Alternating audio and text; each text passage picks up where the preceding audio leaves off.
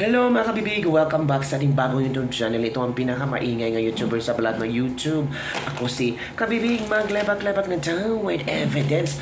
Ano itong bagong chika na nahagilap ko mga kabibig? Totoo kaya ito na aalis na si Martin Romualdez sa bansa natin? Iiskapo na si Martin. Ayon sa MD TV channel. Ito ha. Nabasa ko lang to. Sabi dito, yan kita nyo naman, screenshot ko ha. Nabasa ko lang, i-share ko sa mga kalibak-libak natin dyan na excited kung ano talaga ang nangyari ngayon kay Martin. Nasaan si Martin? Bakit hindi na makakita si Martin? Bakit puro na lang official statement ang pinalabas ni Martin? Bakit walang mga media ang nag-interview kay Martin? Natatago ba si Martin? Ang chika, kabibig. Naglabas ng statement ang kampo ni Congressman Romualdez na humihingi ito ng travel clearance sa Kamara upang makapagpa-check ng mabuti sa ibang bansa. Uy, nagkasakit ba si Martin? Humingi ng travel clearance? Ay, parang may alam din akong kongresista na humingi ng travel clearance na magpa-check doon sa ibang bansa. Dahil na sa na-atake na tumaas ang BP o bumaba ang BP, naku po, humihingi din umano ng pag-unawa ang dating House Leader sa mga mamayan dahil sa pagliban nito sa trabaho nitong mga nakaraang linggo. Ngunit, hindi naman umano pinababayaan ng kanyang opisina ang kanyang distrito. 14 days ang hinihingi ng kongresista sa Kamara na pahintulot upang makapagpagamot abroad at nangakong babalik agad sa loob ng 14 days. Laka! Is this a simbolo na pwede siyang tumakbo? Run, Martin, run? Halaka mga kabibig. Sabi na isang netizen, wala bang doktor sa Pilipinas? Bakit sa ibang bansa? Baka mag-alazaldi ko ito si Martin Romualdez ha? Na hindi na natin mahagilap. Na hindi na natin mahanap kung saan-saan. Nako, plano pa namang imbitahin si Martin sa Senate Blue Ribbon Committee Chairman. Pinag-iisipan nila. Sabi ng isang netizen, takot yan si Martin makasuhan. Takot na si Martin. Diba? Sabi ng DOJ na they are advising or ang NBI ba na isali na si Martin Romualdez sa pakakasuhan. Naku po. Siguradong magtatago yan si Martin ayon kay Jesusa Bautista. I-freeze lahat ng assets niya para hindi madala yung bayad ko sa tax. Ito pa.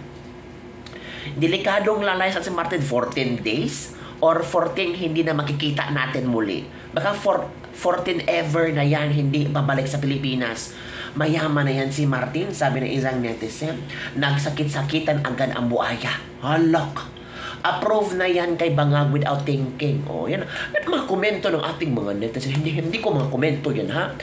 I-share ko naman sa iyo kung galing sa MDTV channel. But I don't know kung totoo ba itong chinika ni MD TV channel.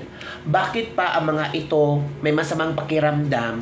Magpagamot kayo dyan sa Pilipinas. Sa doktor ng Pilipinas. Bakit sa ibang bansa? Diba? Via personal plane ba yan? Kung si BP Sara pupunta sa ibang bansa, bibisita sa tatay niya, ang daming mga kongresista na kiyaw-kiyaw ng kiyaw-kiyaw dyan. Sabihin, bayad-bayan ni BP Sara, mga pera ng taong bayan, ginastos ni BP Sara sa kanyang personal travel. Pero ngayon, si Martin, ano yan? Nako po, magtatago niya lang yan si Martin, sabi ng isang netizen. Biglang nagsakit-sakitan, goodbye Philippines agad si Martin. Nako. So yun, kabibig ang chika ngayon na talagang baka si Martin ay aalis na sa bansa at magtatago katulad ni Zaldico at baka later on malaman natin magre-resign na rin si Martin bilang congressman kagaya ni Zaldico. Nako po, si Zaldico nga nag-resign bilang congressman pero bilyones naman ang itinakbo niya sa pera ng taong bayan, nandun kay Zaldico, tinakbo niya. Hindi natin alam kung nasaan ni Zaldico ngayon. Sana madakip ito na Zaldico. Kasi marami siyang dapat sagutin. At the same time, pwede kasuhan ni Zaldico, bilyones. Itong si Martin baka ito na susunod kabibig. Kasi nag-request daw siya ng clearance ba? Pacheck up daw si Martin sa ibang bansa. Ano bang sakit ni Martin? Malala na ba? Kailangan ba talaga ng doktor sa ibang bansa? Wala ba silang believe sa mga doktor sa Pilipinas? Medical clearance ako. Ito naman ang sabi ni Attorney Claire Castro. Kasi daw, para hindi madawit ang pangalan ni VVM sa flood control project, sabi dito, pinapadistansya na si BBM kay Martin Romualdez.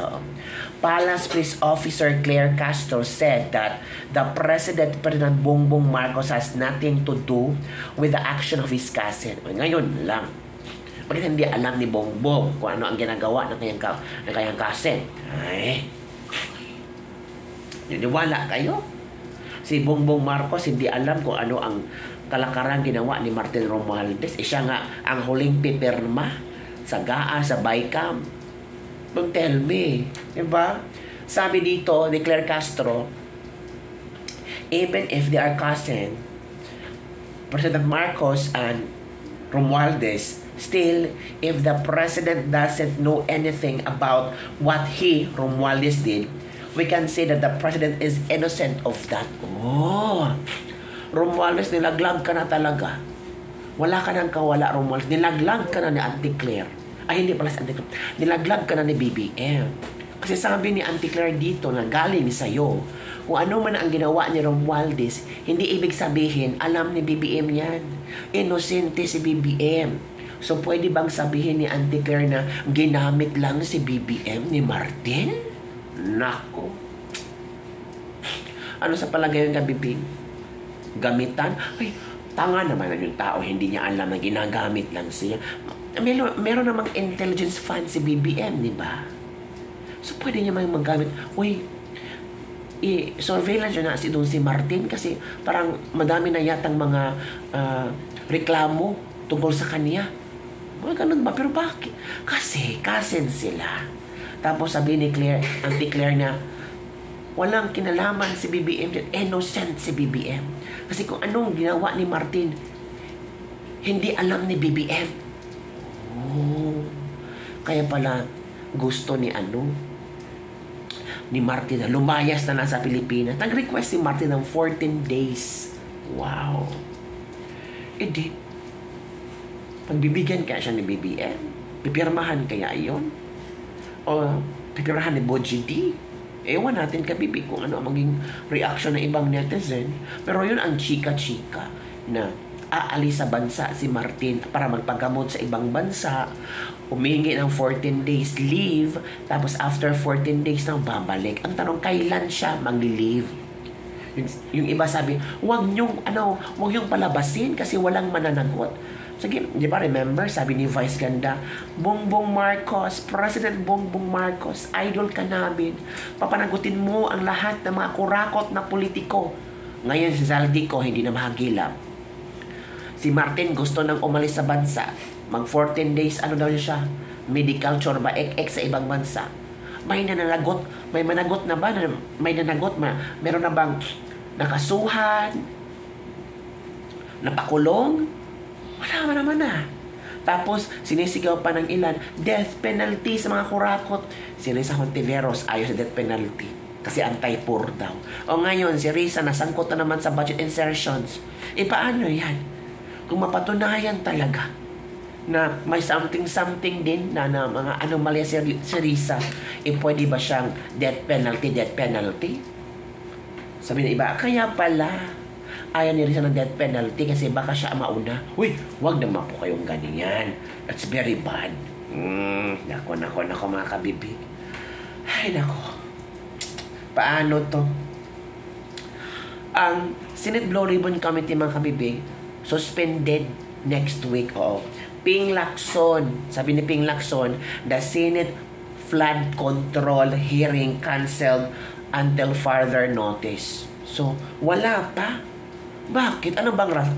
Sabi ni Lacson dito, yes, initially, I had scheduled a hearing on Wednesday, October 8, upon the request of Senator G.V. Ejercito to summon former DPWH Region 4B Pakanan.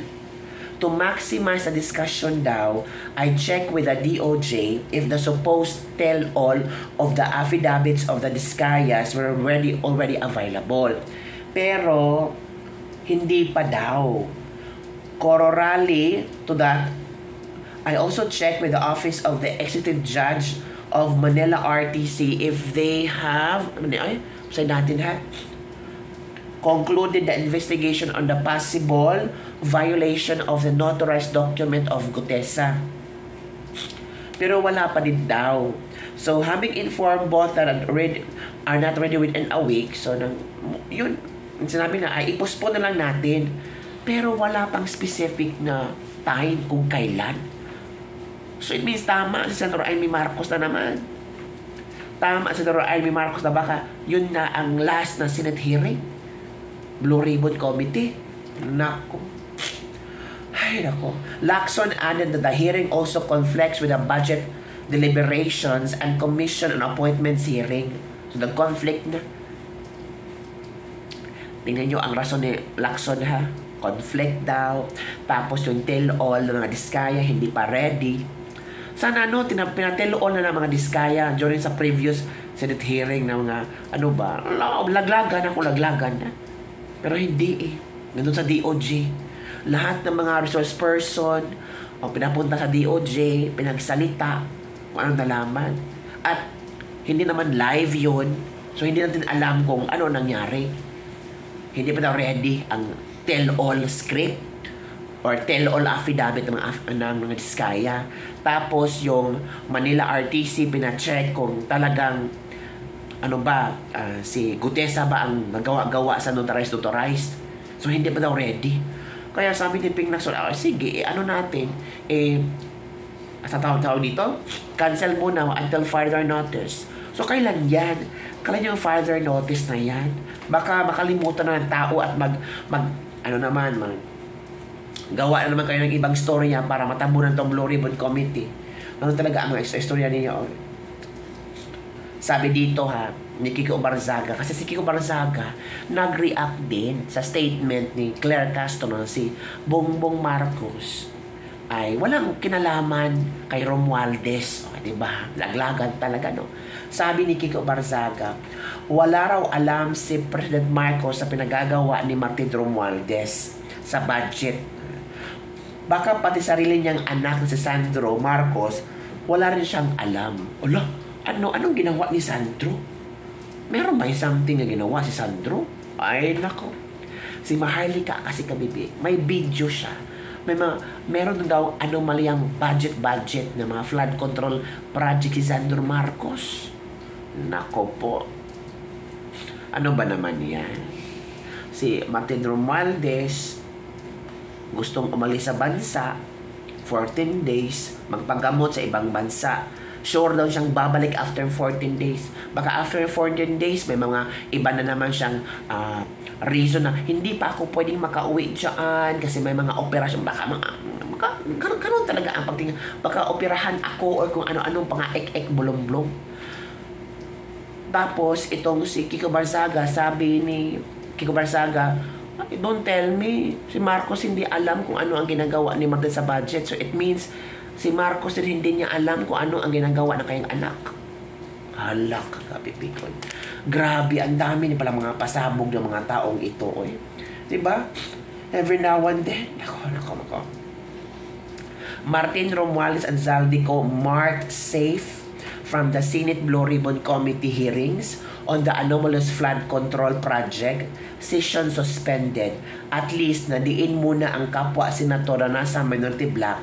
That's the Senate of the Philippines. Diba? Yung mga congressman na binulgar ang mga Diskaya, napag-usapan ba? Lifestyle check ba? Wala. Pero itong mga senador, yun ang binugbog masyado. Binugbog si Estrada, yung ex-senator Bong Revilla, pati mga Villar. Diba? Pero yung mga senador na mention, wala. Nako. Sabi ng iba. The Senate hearing on flood control has been suspended. The Marcos administration is desperate to protect Martin Romualdez. The only path to justice now is through people power, sabi ni Congressman Kiko Barzaga. So maniniwala kayo kabibig na through people power na lang ba ang magiging solusyon nito para mapatasik si Bongbong Marcos, mawala si Bongbong Marcos, papalitan si Bongbong Marcos, or managot ang mga kurakot na mga opisyal ng bansa natin. Start from Zaldico, Martin Romualdez, ay kabibig, dapat sa mataas yung tatay ni na Martin at Zaldi. Sino ba? Hindi ko rin alam kabibig kung sino yung tatay ni na Martin at Zaldico. Malalaman natin yan kung i-continue itong Senate hearing, pero parang malabo na kasi daw mag-conflict sa sa budget deliberation, tapos marami ng conflict. Sabi ni Lacson. So yun kabibig ha, yun ang mga trending na pinag-uusapan ngayon. Ay nako, suspenso na naman, diba? Bingo, tinanggal si Chis Escudero as Senate President. Tinanggal si Senator Rodante Marcoleta. Tinanggal si Mayor Benji Magalong nang nag-umpisa na mag-imbestiga. Nang napansin nila na hindi nila kayang i-control ang tatlong ito, now ito talaga ang plano nila, isara ang investigation. Gustong pagtakpan ang mastermind. O, diba? Halata naman, oy. After na mention ang pangalan bawal banggitin, akala excited ang mga tao, sige, na pangalan na si Martin Romualdez, this is it, ito na ang panahon. Ay biglang magsuspenso ng Blue Ribbon. Tapos si Martin gustong umalis sa bansa, 14 days leave, magpagamot daw sa ibang bansa. Tapos si Bongbong Marcos nag-deny na. Si Bongbong Marcos nagsabi na kung ano ang ginawa ni Martin, wala akong alam dyan, inosente ako. Diba kita nyo ang pattern? Pinapasapasahan na nila kung sino talaga ang utak ng anomalyang ito. Gets nyo kabibig? Pinagluloko lang tayo. Sana hindi napalitan si Chis Escudero. Sana hindi napalitan si Rodante Marcoleta kasi nagsimula na talaga doon Nagsalita na ang mga Diskaya. Nagsalita na si Godesa. Pero after that, suspended ang Senate Blue Ribbon Committee. Yun lang kadali. Ang laka. Hirap. So yun ang kabibigyan ating Libak-Libak for the day. Don't forget to like, subscribe, and share this video para sa mga latest trending news na ating pag-usap-usapan. Grabe, no? Sabi ng iba, nako, wag na tayong umasa dyan. Sinabi na ni Senator Amy Marcos na baka last na lang yung previous Senate hearing. Hindi tayo maniwala kasi Senator Amy Marcos. Kayon, tama nga. Ni Senator Amy Marcos, pinaglalaruan lang tayo. Nandun na sana tayo sa malapit na sa rorok ng tagumpay na malaman natin kung sino inyong mga kurakot na politiko at na-mention na ang pangalan ni Martin, biglang bagsak. Tabunan natin ang isyo. Paano tatabunan ang isyo? ICC. Warrant of arrest ni Bato at ni Bongo ilabas. Magandang style ba? Ano pa? VP Sara. Sige, sabihan nyo. I-zero ang budget sa OVP para matabunan ang flood control project.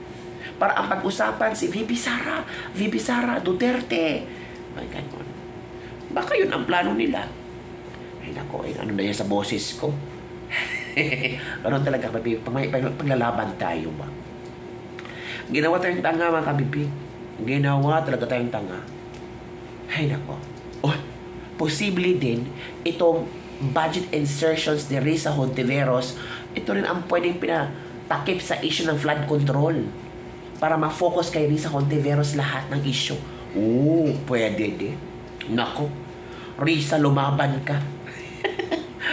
Ay, nako. So, yun ang bibig ang ating business libak-libak for the day. Don't forget to like, subscribe, and share this video.